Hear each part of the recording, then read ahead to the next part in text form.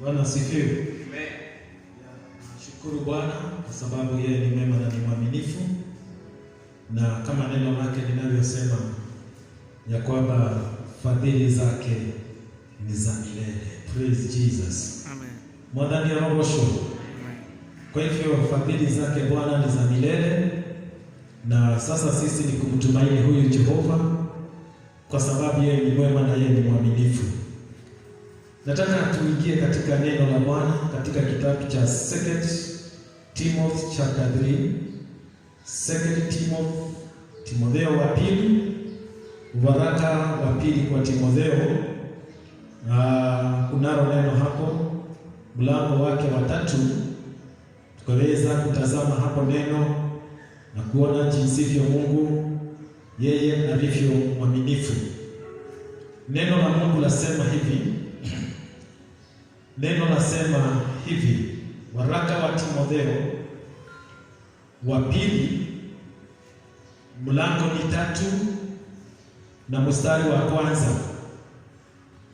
Lakini ufahamu neno hili, ya kuwa siku za mwisho kutakuweko nyakati za hatari. Maana watu watakuwa wenye kujipenda wenyewe, wenye kupenda fedha, wenye kujisifu, wenye kiburi, wenye kutukana, wasiotii wazazi wao, wasio na shukrani, wasio safi, wasio wapenda wakwao, wasio taka kufanya suluhu, wasingiziaji, wasiojizuilia, wakali, wasiopenda mema, washariti, wakaidi, wenye kujifuna, wapendao anasa kuliko kumpenda Mungu, wenye mfano wa utaua, lakini wakikana nguvu zake.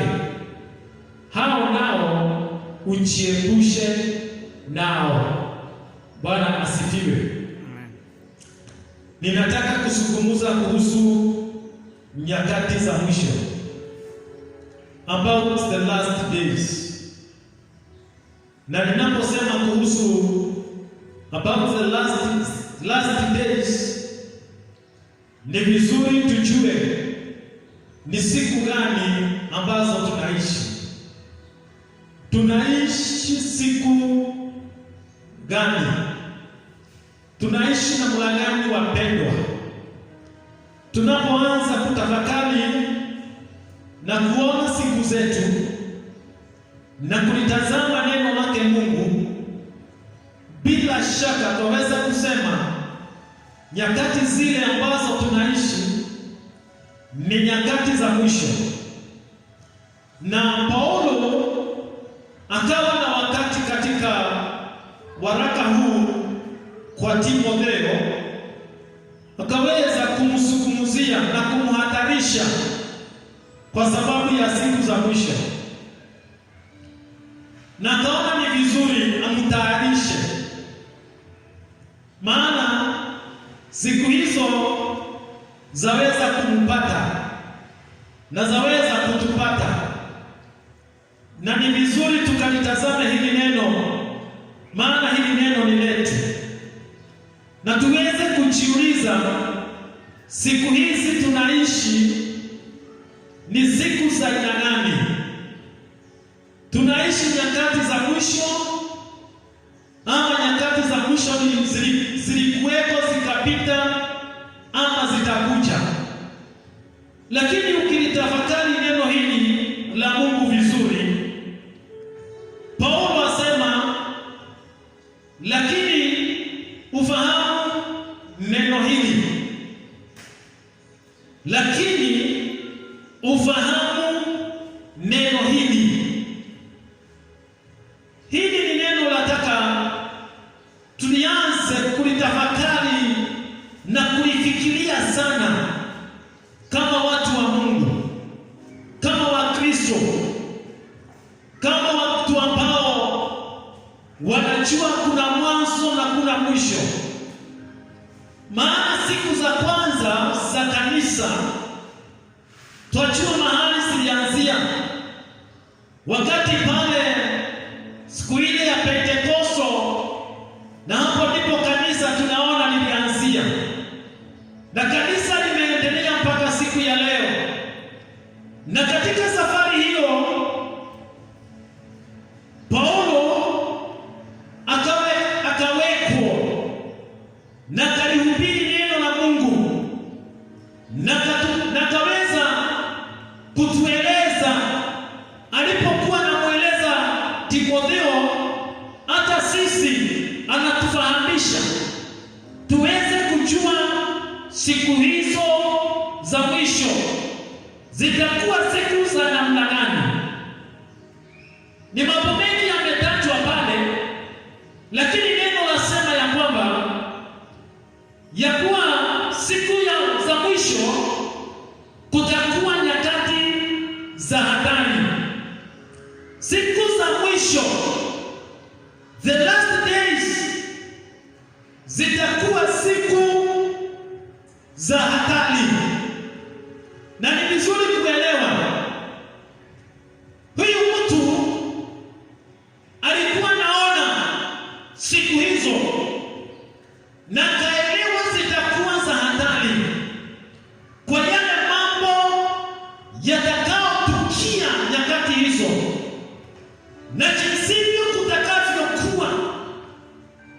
Na ninapoangalia vizuri nyakati zetu, nikiangalia wakati wa Paulo na hili neno akiandikia Timotheo, na vile siku zimesonga na miaka ndiyo hayo yamesonga, na maneno yake Yesu aliyonena siku za mwisho, hakika ninaona tuaishi katika nyakati hizi za mwisho. Na ni vizuri kuelewa na tujue ni siku za hatari, ni siku za hatari. Neno nasema ni siku za hatari, is a dangerous days, is difficult days. Si hivyo tu, ni siku za uchungu, ni siku kutakuwa na mambo haieleweki. Itakuwa inashinda hata wataalamu wanajua kutafsiri vile mambo yalivyo, itawashinda siku hizo. Na ninapopima Biblia naona siku zile ambazo kanisa linaishi, sisi tunaishi, twaishi siku za mwisho. Na ikiwa zinatabiriwa na zinaelezwa katika Biblia ya kwamba ni nyakati za hatari, twafaa tujue hatari hii tutaweza kuepukana nayo namna gani. Maana imetupata sisi, kuna wale walikuweko wakaenda, Paulo na timu yake walienda, wale wengine walikuweko wameenda. Ni sisi tuko na kizazi kinaokuja. Ni vizuri tujiulize, na katika kujiuliza hii ni vizuri tutafakari na tuangalie twafaa tufanye namna gani. Ni vizuri tujue na tuelewe nyakati hizi ni zile za mwisho. Maana Biblia inazidi kutufundisha na kutueleza. Ukisoma katika Timotheo wa kwanza 4 mstari hapo wa kwanza, neno la Mungu linasema hivi: basi Roho anena wasiwasi ya kwamba nyakati za mwisho wengine watajitenga na imani, wakisikiliza roho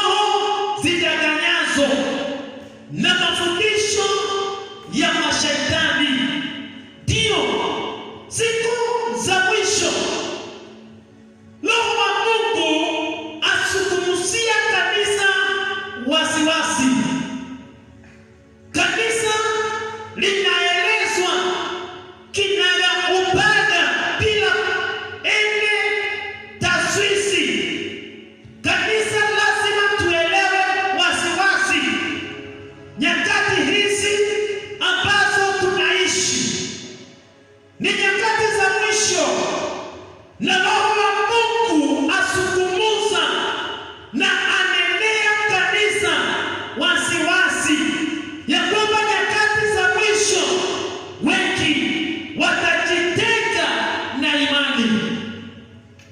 Wakati kama huu, wapendwa, mtu asipochunga vizuri, mtu asipojiangalia na kukaa katika roho na kukaa katika mapenzi yake Mungu, nyakati hizi waweza kupata mtu tayari amejitenga na imani, na ni hatari kubwa kama Mkristo,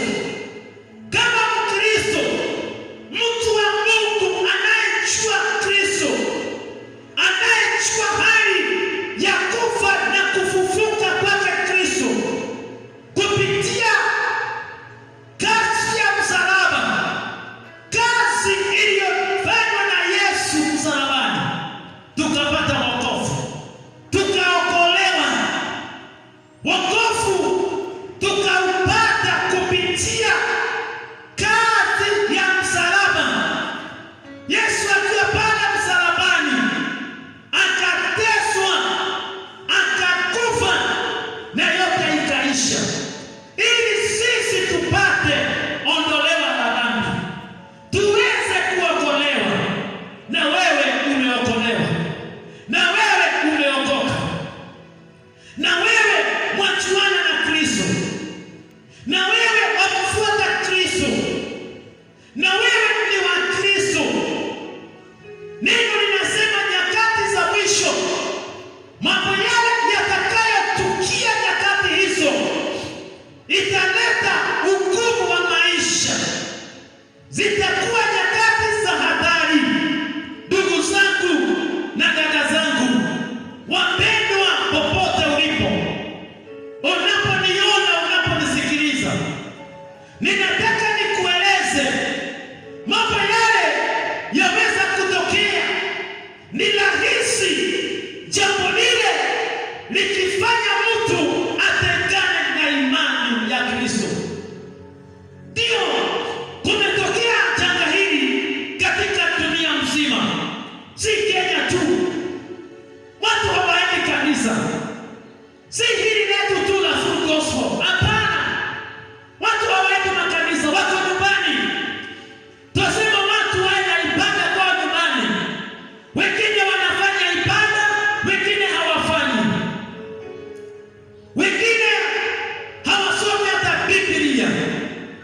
Watu wameanza kukaa maisha kama ya kawaida, lakini wanasahau ni siku za mwisho. Na siku hizi za mwisho kutatokea mambo kama haya yametokea, na jambo hili limetokea. Shida ni ya kwamba ni shetani ajaribu juu chini vile wewe waweza kutengana na imani. Na kwa sababu wewe ni kanisa, huna ushirika, maana nyakati ambazo tunaishi hakuna maushirika. Mtu akae kwake kama vile uko nyumbani, hakuna kutembelea mwenzako hata muhimizane katika neno, hakuna kutembelea mwenzako hata ili mjue mtatiana nguvu na neno gani. Hakuna, ni mtu akae kivyake. Nimekuja nikupe neno na nikueleze, hata kama uko peke yako, elewa ni nyakati gani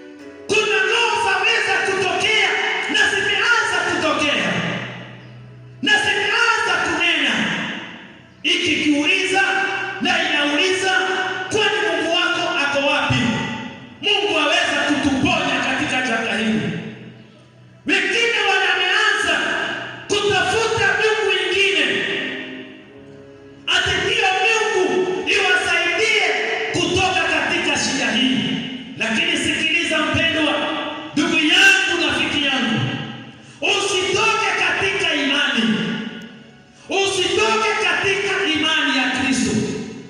Imani yake Kristo, hapo ndipo kuna msaada wetu. Msaada wetu ni katika Kristo. Suluhisho ya maisha yetu ni katika Kristo. Maisha yetu na mienendo yetu na matendo yetu impendeze Mungu wetu. Naye Kristo aliyeshinda kifo na mauti azidi kututia nguvu na kutushindania katika jina la Yesu.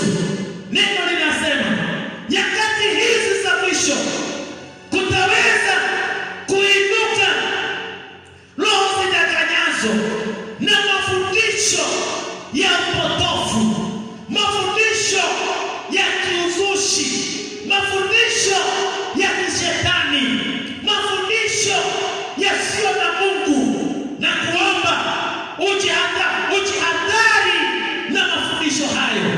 Ninakuomba wachane na mambo yale. Ndio watu wamekaa nyumbani, hakuna kazi mingi.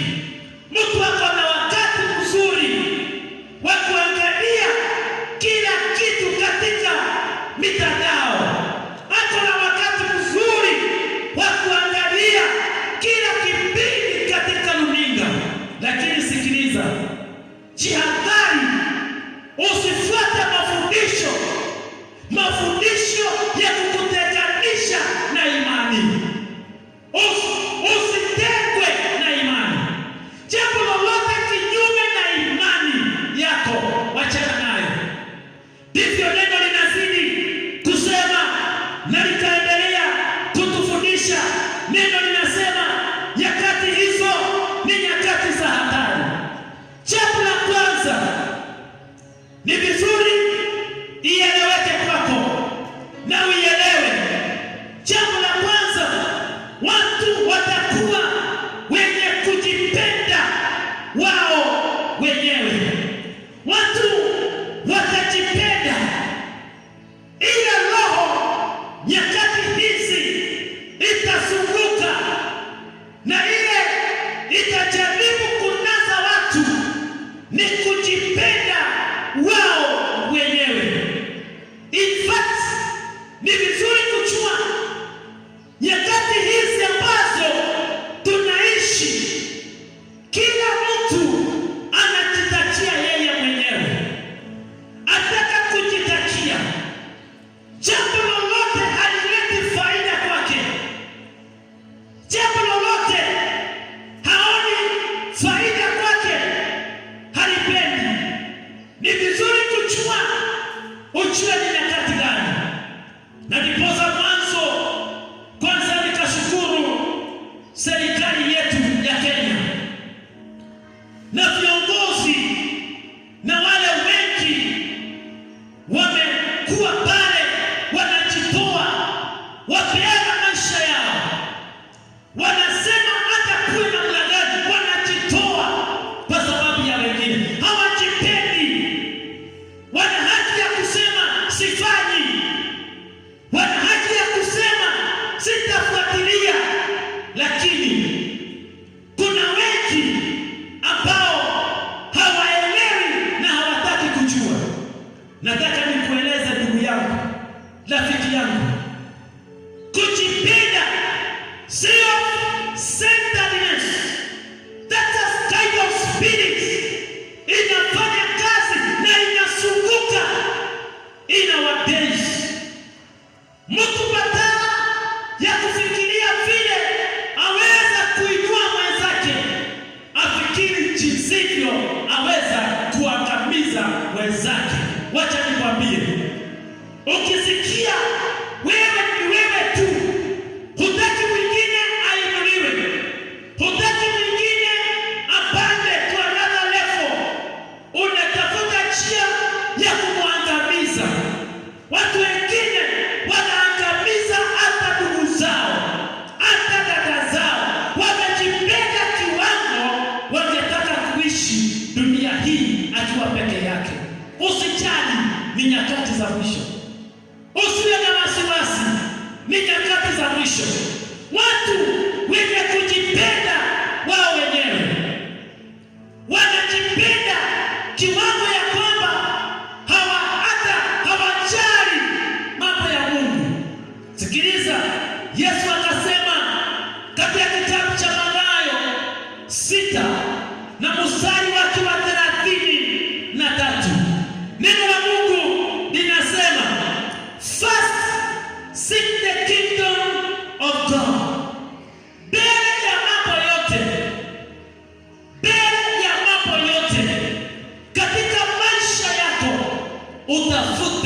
ufalme wa Bwana. Na maanisha hivi, jambo lolote unalolikusudia, unaloelekea kulifanya, ni vizuri kujiuliza, jambo hili linampendeza Mungu? Jambo hili lina Mungu? Usifanye jambo kinyume na mapenzi yake Mungu. Fanya jambo ambalo kwake Mungu litamletea sifa. Na ndivyo Kristo akasema pale tu katika mwanzo wa huduma yake. Akasema, wapendwa, kwanza utafuteni ufalme wa mbinguni. Maana alijua siku na nyakati za mwisho watu watajipenda kiwango ya kusahau Mungu. Shughuli nyingi kwa sababu yako. Maisha yote ni wewe. Unajiwekea. Si ajabu kuona mtu amewekwa pale ili asaidie taifa, asaidie wenzake, asaidie maeneo yake. Badala ya kufikiria wale wengine, yeye ajitakia tu mwenyewe. Wacha nikwambie rafiki yangu, wacha nikwambie, sisi sote Mungu ametuweka level moja. Maana Mungu ni mwaminifu. Ukijipenda kiwango hupendi Mungu, hupendi jirani yako, hupendi wale wengine, hiyo yote ni bure, na ni bure mara bure. Hata ukijipenda uipe mali ya nyuma, ukijipenda badala ya kuinua mwenzako, ni wewe tu, huwezi kujisaidia. Hata ukijipenda kiwango wataka dunia hii iwe yako, jambo ni la kwamba sehemu yako ni ile umekanyanga, na wewe kanyanga mara 10, hiyo ndio yako. Bwana asifiwe sana. Hata ukijipenda na chakula za aina nani, ujiwekee zako ni sahani moja. Hata ukijipenda mpaka uipe vitu za wenzako, ununue magari, ununue mashamba, huwezi kuwa na gari mbili katika wakati moja. Tutakuwa na tu barabara na moja. Lakini kwa sababu nyakati za mwisho na watu wamedanganywa, waona watu viongozi, mtu akipata nafasi, badala ainue taifa lake, badala ainue watu wake, ni yeye tu. Lakini elewa, wewe tu utaishi na hiyo tu, lakini mwishowe yako ni ile tu utakuwa nayo. Jambo la pili, maana ni mingi, tutazidi na tutaendelea tukizungumza.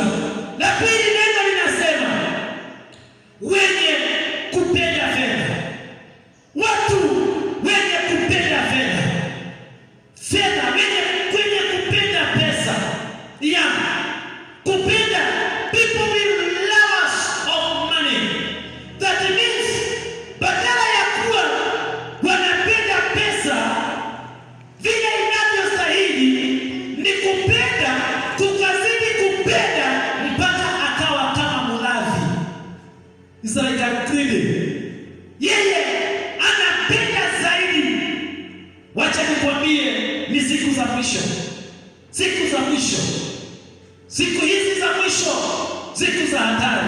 Ndio watu hawaendi makanisani, hawaendi kumtafuta Bwana. Shughuli ni hii, lakini nashukuru Mungu, na Mungu ni mwaminifu, mpaka serikali imewekea watu wengine mipaka. Wamekanyanjiwa. Maana vile wangekuwa wamemalizika. Nashukuru sana.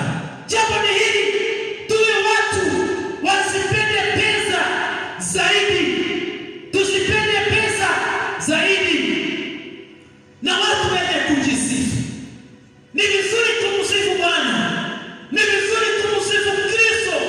Maana Kristo yeye ndiye mwenye kusifiwa. Watu wengi wakisifu.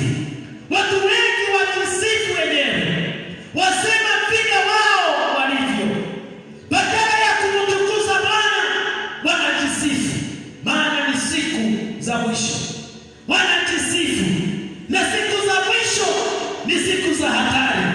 Watu wenye kujisifu, wenye kutukanana, wenye kiburi, wenye kukataa, wenye wasiotii wazazi wao. Siku za mwisho, siku hizi za mwisho, jambo hilo limezidi. Jambo ni hili mpendwa, mahali popote ulipo, jihadhari na siku ambazo tunaishi, sababu ni siku za mwisho. Mambo yale inaendelea katika mahali ulipo, isikutishe. Usiwe na stress, usiwe mtu ambaye unawachana na imani, mafundisho ya udanganyifu.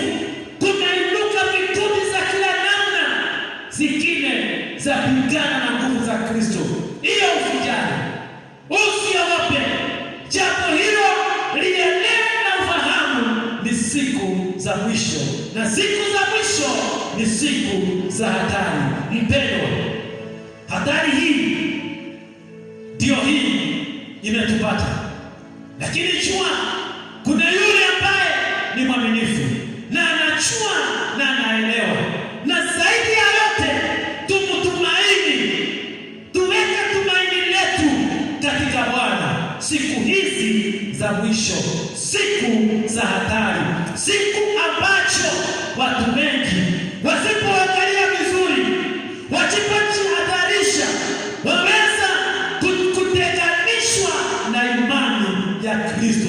Usikubali hata ukiwa nyumbani, si kila mafundisho unaikaribisha, si kila msemo unaiona inafaa. Ni vizuri kufuatilia imani ya Kristo, maana ni mwaminifu.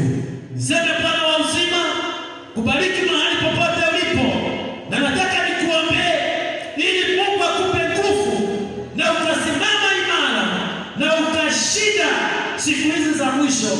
Maana usisahau, siku inakuja, parapanda itakapolia, watakatifu tumulaki Bwana Yesu hewani, tuishi na yeye milele na milele, katika jina la Yesu. Tuombe. Baba wetu uliye juu mbinguni, ninakushukuru kwa sababu ya ni mwaminifu.